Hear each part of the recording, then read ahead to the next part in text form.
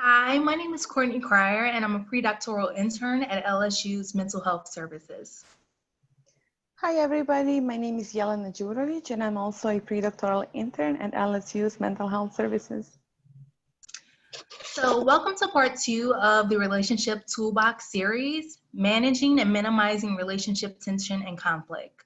This seminar will cover effective strategies and skills for managing conflict and reducing relationship tension. Maintaining contact with others, whether they be intimate partners, family, or close friends, is an essential motivating source found in all human beings. We are hardwired to be close and connected with others. Being with individuals that you care for or about can provide a sense of comfort and security, while the perceived inaccessibility to such individuals can lead to distress and uncertainty. So what do we do when increased time with our loved ones is marked by tension and conflict? This brief seminar will provide you with assisting in developing skills and minimizing relationship tension and managing conflict effectively to promote a sense of closeness and connection with others.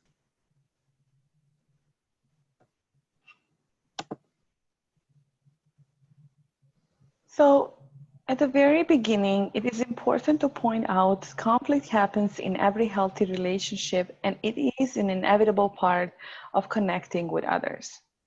Conflict can develop over anything, from something as small as forgetting to put a cap on the toothpaste to more controversial topics like religion, politics, or money. Some individuals may struggle to address conflict constructively, creating the risk for tension and further distress. Conflicts that aren't resolved in a healthy manner are harmful to relationships. They lead to negative emotions of irritation, hurt, sadness, disappointment, anger, fear, and other emotions. If these emotions persist and the conflict remains unresolved, the relationship can be destroyed. According to PsychologyToday.com's article, 3 keys to resolving conflict, the foundation to resolving conflict includes vulnerability, accountability, and responsivity. This foundation implores us to resist against instinctive reactions and try something new. For example, vulnerability. When faced with a threat, for example, conflict, our immediate response is to protect ourselves. You have probably heard this labeled as fight or flight. This may manifest as becoming defensive or avoiding the conflict altogether, which rarely solves the problem. However, expressing your vulnerability may allow your partner to display their vulnerability. And with this openness, there is a chance to repair the damage. Vulnerability can be expressed in several ways, including by showing your own feelings of hurt, voicing regret, or apologizing. Admittedly, being vulnerable is risky and takes considerable courage because the other person may not be so forgiving and may use your vulnerability to inflict more damage. But in most cases, vulnerability offered is vulnerability reciprocated. Accountability is another foundational principle. This key factor brings up the instinctive reaction of blaming the other person. This reaction is an unconscious way of protecting our self-esteem. You don't have to feel bad about yourself if you didn't do anything wrong. However, relationships are a two-way street. Rather, each person likely plays a role in the emergence of the conflict, so owning up to your accountability will assist in de-escalating the conflict. The final foundational factor to resolving conflict involves responsivity, meaning you put your actions where your mouth is and you respond in a positive way to the conflict.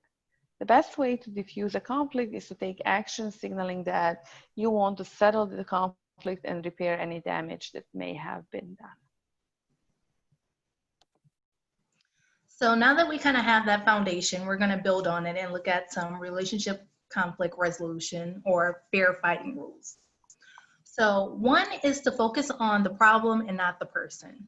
It's important to focus on the problem without blaming the person. So when conflict turns to personal insults, yelling, or mocking tones, the conversation is no longer productive.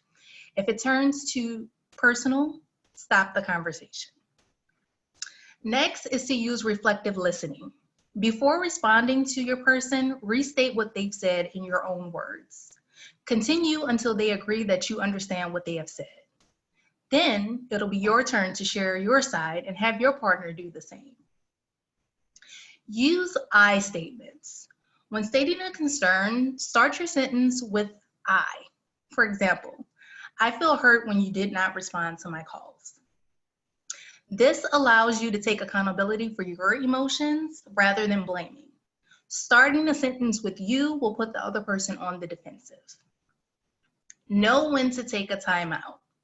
When a conflict is escalating and not making any positive improvements, take a timeout. Spend some time doing something calming or something that you enjoy. Once you and the other person have calmed down, come back to solve the problem. Remember, it is important to come back after you kind of take a time out.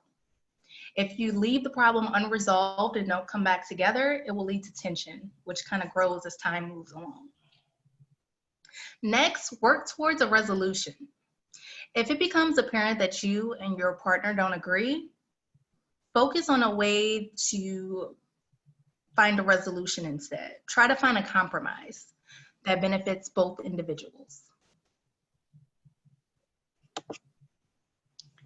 Thank you so much, Kourtney, for these strategies, and that looked really nice. A great summary. So let's now summarize everything that we spoke about so far in brief statements. So we want you to remember, do allow yourself to be vulnerable, accountable, and responsive. Do not focus on the problem, but on the person, but focus on the problem. Do use I statements and reflective listening. Do not spend time beating a dead horse. Know when to take a time out. Do spend time finding a compromise. And remember, while this brief summary only covered a limited amount of information, please see the list of references below for more information, whether it's a copy of the Fair Fighting Rules or the article on 3 Keys to Resolving Conflict. Also, tune in to our other Relationship Toolbox webinars. And of course, in addition to this webinar series, we encourage you to actively seek out additional support if you need it, including perhaps contacting US Wellness, our Wellness and Health Promotion or Mental Health Service to explore coaching and counseling resources available to you. Thank you for tuning into the seminar, and remember to stay connected with the LSU Student Health Center and learn about the resources available to you. See you next time for the Loneliness and Isolation webinar, and as always, stay healthy, Tigers. Thanks for tuning in. Thank you.